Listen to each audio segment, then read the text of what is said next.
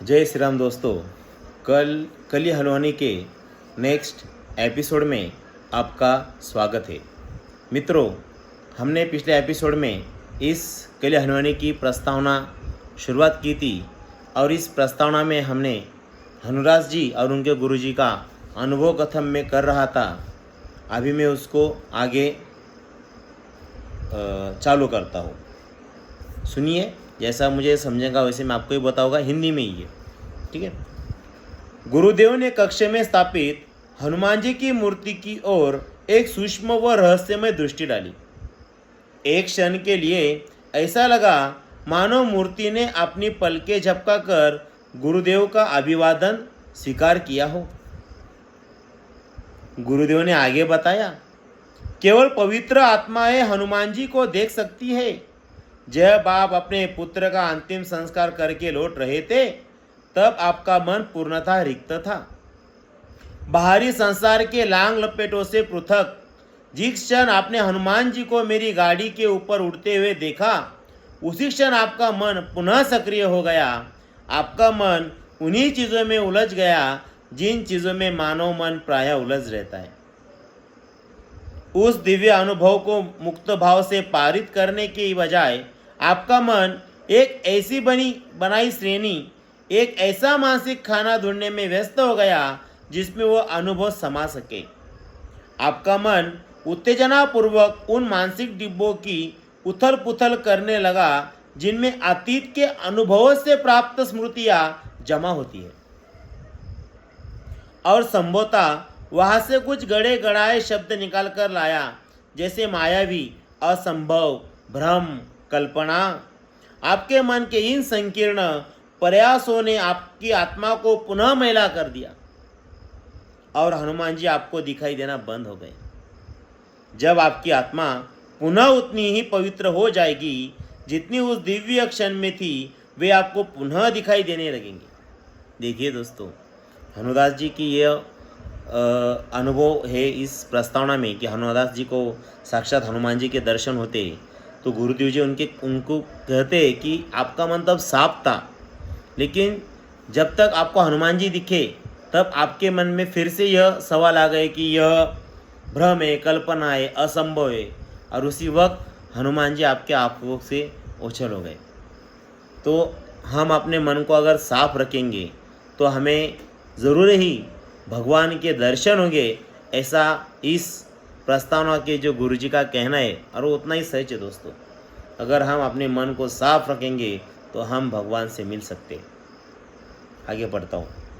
गुरुदेव, मुझे अपनी आत्मा को पुनः पवित्र करने के लिए क्या करना चाहिए? मैं अपने परिवार को पहले ही खो चुका हूँ। यदि आत्मशुद्धि के लिए त्याग आवश्यक है, मेरे पास तो अब त्यागने के लिए कुछ भी नहीं है। उनके मुख से यह प्रश्न निकला जबकि उनके मन में सहानुभूति प्राप्त करने की लालसा हिलोरे मार रही थी। एक जागृत आत्मा की पवित्र आत्मा है। गुरुदेव ने अपने एक पालतू पक्षी जो उनकी बाहर पर बैठा था, वे पंख सराते हुए एक ज्ञानोक्ति कही। तत्पश्चात थोड़ा आगे झुककर हनुदास जी की आंखों में झांकते हुए गुरुदेव बोले थे, एक पवित्र आत्मा वह है जो जानती है कि वह कौन है और किस प्रयोजन से संसार से जुड़ी है। हे हनुदास की आत्मा, क्या आप जानते हो कि आप कौन हो और किस उद्देश्य से इस संसार में लीन हो? गुरुजी हनुदास से कह रहे। उन्होंने तुरंत उत्तर दिया, हाँ गुरुदेव, मेरा उद्देश्य अब मात्र आपकी सेवा में शेष जीवन बिताना है। अब तक सारा जीवन मैंने भौतिकता के संकीर्ण सरोवर में गोते मारते हुए बिताया। अब मैं शेष जीवन परम सत्य की खोज में बिताना चाहता हूँ। गुरुदेव ने अपना वो हाथ आगे बढ़ाया जिस पर उनका पालतू पक्षी बैठा था। पक्षी ने इसको मिलाप का समय समाप्त होने का संकेत मानकर उड़ान भरी। गुरुदेव शांत स्वर में बोले, हनुदास, मैंने प्रश्न आपकी आत्मा से पूछा था और उत्तर दिया आपके मन ने। हनुदास को अब कोई उत्तर नहीं सूझा। गुरुदेव के मुख पर हल्की सी मुस्कान छा गई। उनके होठों से ज्ञान शब्द निकले। आपकी आत्मा इस युग की अधिकांश आत्माओं की तरह सुप्त है। थोड़ी बहुत जागृति उस दिन आई थी जिस दिन आपने अपने हाथों से अपने पुत्र का अंतिम संस्कार किया था। उस संक्षिप्त जागृति के पश्चात आपकी आत्मा पुनः निद्रा को प्राप्त हो गई। पहले आपका मन भौतिक सुखों के पीछे भाग रहा था और अब आध्यात्मिकता के नाम पर विश्राम के पीछे भाग रही है। यह सुनकर वे गुरुदेव के चरणों में साष्टांग अवस्था में गिरकर अनियंत्रित रूप से रोने लगे थे। गुरुदेव अविचल व उदासीन बने रहे। अपने शिष्य को किसी भी तरह की सांत्वना देने की बजाय वे मंद स्वर में भजन गुनगुनाने लगे। गुरुदेव तब तक कुछ नहीं बोले जब तक कि हनुदास जी स्वयं को साथ कर और रोना बंद करके चुपचाप सीधे नहीं बैठे गए। यह दुर्बलता और रुदन आपकी आत्मा का नहीं अपितु आपके मन का है। आप एक शक्तिशाली आत्मा हो जो चिरंजीवी हनुमान के साथ दिव्य बंधन में बंधी हुई है, किंतु आपका मन इस बाहरी संसार अर्थात माया का एक दुर्बल दास है। माया के पास आपके मन को नियंत्रित करने के असंख्य ढंग है। उनमें से एक ढंग है आपके तन पर पराई आत्माओं की घुसपैठ करना। तन मन एक यंत्र मात्र है जिसकी सहायता से आपकी आत्मा संसार के विभिन्न अनुभव को जीती है। यंत्रों की कमी नहीं है। आपकी आत्मा पर हनुमान जी की दृष्टि है और आपकी आत्मा की दृष्टि आपके तनमन पर होनी चाहिए। एक अच्छा तनमन धारण करने के लिए आत्मा का जागृत होना पर्याप्त है। आपकी आत्मा को एक अच्छे तनमन के माध्यम से माया के विभिन्न अनुभवों के रस का पान करना चाहिए, परंतु आपकी और आपकी तरह लाखों अज्ञानी आत्माओं के साथ यह क्रम उल्टा हो रहा है। आपको तनमन माया से निर्देश ले रहा है और आपकी आत्मा अज्ञान की निद्रा सो रही है, जो कि आपकी आत्मा पुनः जागृत होती है। उनके मन ने गुरुदेव के शब्दों पर चिंतन बंद कर दिया था। वे रिक्त मन से गुरुदेव की ओर टकाटकी लगाकर देख रहे थे। दिव्य प्रकाश के किरण उनका आगे का मार्ग प्रशस्त कर दिया था। अगली प्रातः वे गुरुदेव के आश्रम से निकल पड़े थे। उन्हें अपने गंतव्य का ज्ञान नहीं था। वे निकल पड़े थे अज्ञात राहों पर। साथ में था तो केवल आवश्यक दैनंदिन सामग्री से भरा थैला और गुरुदेव का आशीर्वाद। ये सब जो कहानी में सुना रहा हूँ फिलहाल तो ये हरिदास जी की है, जो हनुमान जी के खोज में निकल चुके हैं। अगले कई महीने वे भटके थे। जगमगाते नगरों से लेकर अंधकार में डूबे दूरवर्ती ग्रामों तक, प्रबल पर्वतों से लेकर अंतहीन मैदानों तक, निर्जन गुफाओं से लेकर धार्मिक जनसभाओं तक वे क्या ढूंढ रहे थे? कदाचित कुछ भी नहीं। उन्होंने हर जीवन क्षेत्र के मनुष्य से भेंट की, चाहे वो योगी हो जो एकांत गुफा में रहते हैं, अथवा वे महापुरुष जो अपने लाखों अनुयायियों का मार्गदर्शन करते हैं। सबको मिले थे हनुदास जी। हनुदास जी ने सभी के दर्शन किए। प्रयोजन कोई नहीं था। वे बस चलते गए और दिव्य जनों से मिलते गए। अंततः गंतव्यहीन यात्रा में उन्हें भांति भांति के अनुभव हुए। उन्होंने सभी अनुभवों को अपने मन के कपाटों के मध्य से ऐसे पार होने दिया जैसे नदी के तटों के मध्य से जल प्रवाहित होता है। उनकी आत्मा जागृत हुई या नहीं यह तो पता नहीं। उनका मन अवश्य शांत होकर ऐसी गहरी निद्रा में लीन हो गया था कि अब किसी भी प्रकार का अनुभव छाप नहीं छोड़ता था। सुखप्रद अनुभव हो अथवा दुखप्रद, रुचिकर अनुभव हो अथवा अरुचिकर, अब माया द्वारा फेंका गया किसी भी आकार तथा प्रकार का अंकुड़ा उनके मन को नहीं फंसा सकता था। देखिए हरिदास जी, हनुदास जी जो भगवान हनुमान की खोज में निकले हैं, अभी उनकी यहाँ पर व्यथा कैसी हो गई उनका वर्णन किया गया है। और हनुदास जी अभी हनुमान जी की खोज में जा रहे हैं। देखिए आगे क्या क्या होता है। यह तो तय था कि माया का उनके तन मन से नियंत्रण समाप्त हो चुका था। यह तय नहीं था कि उनकी आत्मा जागृति को प्राप्त हुई थी या नहीं। उनके सुषुप्त मन में तब तन की झुरझुरी पैदा हुई जब भाग्य ने उनको उन आदिवासियों का पता दे दिया जो कदाचित हनुमान जी के शिष्य थे। यह प्रबल सोच उनके मन में खूंटे की तरह गड़ गई थी कि आदिवासी कुछ तो ऐसा देख सकते थे जो शेष मानव नहीं देख सकते थे। कदाचित यह अदृश्य शक्ति चिरंजीवी हनुमान ही थे। इस सोच का कोई आधार नहीं था। उन आदिवासियों के बारे में कुछ भी तो विशेष नहीं था। वही पत्तों से बने वस्त्र, वही लंबे जंगली बाल, वही धूप और मिट्टी से काले पड़े तन। आदिवासियों के बारे में हनुमान जी को पता चल गया है। अभी देखिए आगे वो क्या क्या करते हैं। वे आदिवासी जो स्वयं को मातंग कहते थे, कहीं से दिव्य अथवा पवित्र नहीं लग रहे थे। उनका हनुमान जी के साथ संपर्क में होना एक आशा मात्र ही थी, किंतु ऐसी आशा जो तथ्य से भी ठोस थी। देखिए मैंने आपको कहा था कि पुराण वर्णन में किधर नहीं है, तो हनुदास जी को भी यह नहीं लग रहा था कि कोई आदिवासी को हनुमान जी के दर्शन हो सकते हैं। उनको भी इस बात पर विश्वास नहीं था, तो अभी उनके खोज में जा रहे। देखो यह आशा कहाँ से पनप रही थी, इसका मूल कहा था। बाहरी संसार के गौण मानदंड तो इस विचार को कदापि प्रेरित नहीं कर रहे थे।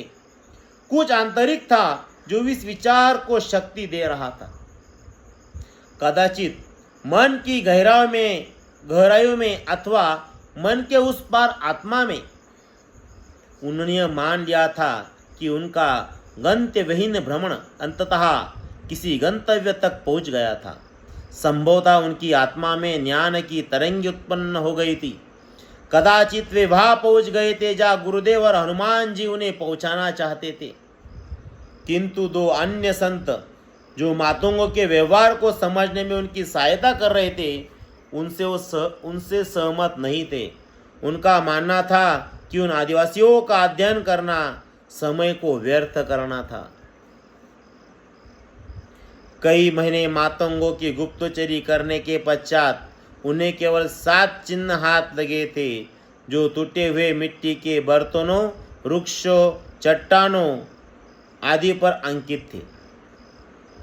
परंतु उन चिन्हों में कुछ विशेष नहीं था और वे यह बात अपने साथी संतों के सामने मान भी चुके थे। उन्होंने वैसे चिन्ह पहले कई बार सुदूर गांव में आदिवासियों की झोपड़ी पर चित्रित देखे थे। अपने गंतव्यहीन भ्रमण के दौरान वे ऐसे सैकड़ों अनुष्ठानों के साक्षी बने थे जिनमें उस प्रकार के रहस्यमय चिन्ह विभिन्न वस्तुओं पर चित्रित किए जाते थे। एक तर्कशील मन भले ही उन अनुष्ठानों को अंधविश्वास सिद्ध कर दे अथवा उन चिन्हों को बिना सोचे समझे खींची गई लिखे बता दे, उनका अपना मन वाद विवाद तर्क कुतर्क से ऊपर उठ चुका था। उन्होंने कभी उन चिन्हों का अर्थ खोजने का प्रयास नहीं किया। कदाचित उन चिन्हों को अंकित करने वाले जन भी उनका मूल अर्थ भूल चुके थे।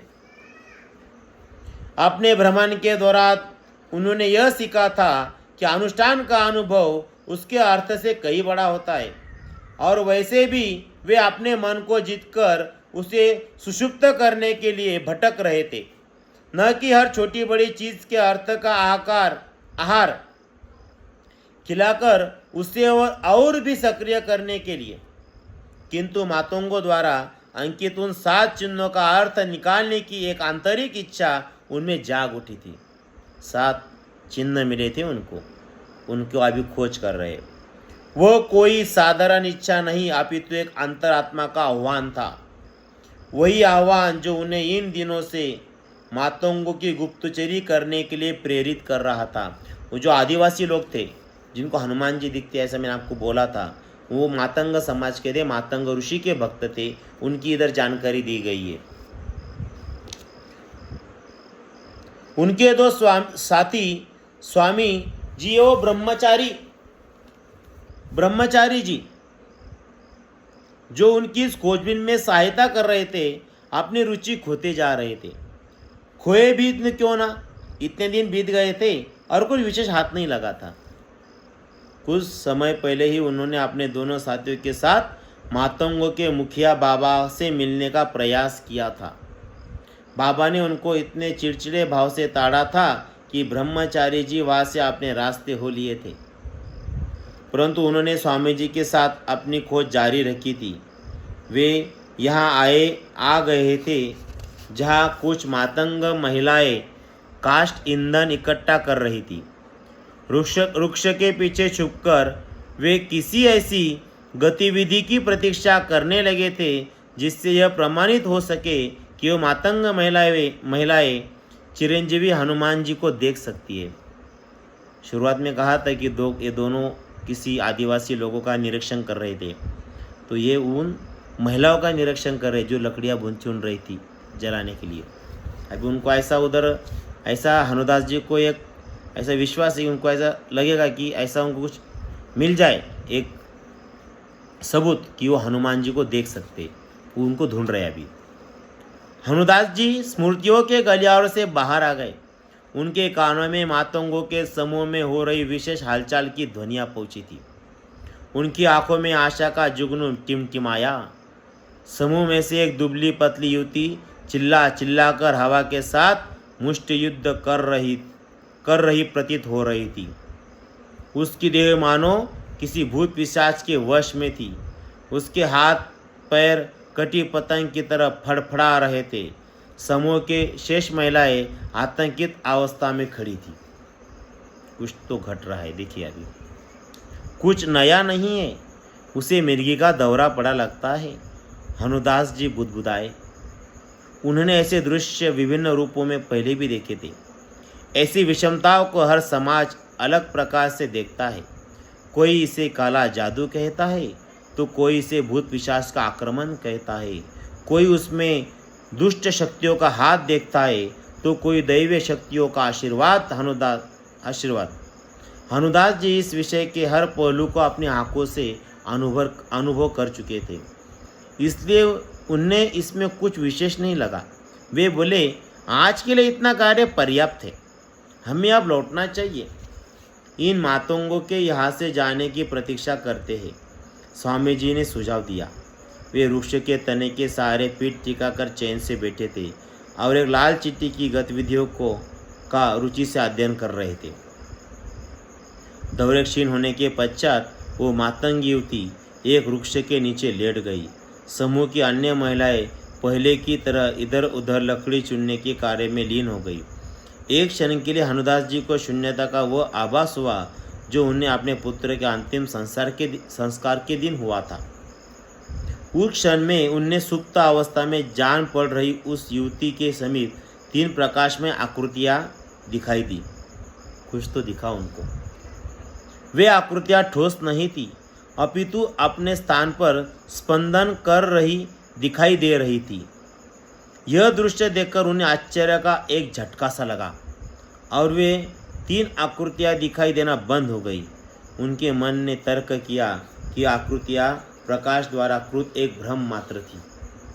गुरुजी ने कहा था, अगर तुम्हारे मन में तुम भगवान के प्रति शंका रखोगे तो तुम्हें भगवान के दर्शन नहीं होंगे, इसलिए तुम्हें तुम्हारे मन को पूरा खाली करना होगा। कुछ क्षण पश्चात वह युवती उठकर बैठ गई और तत्पश्चात सीधे सामान की ओर लुढ़क गई।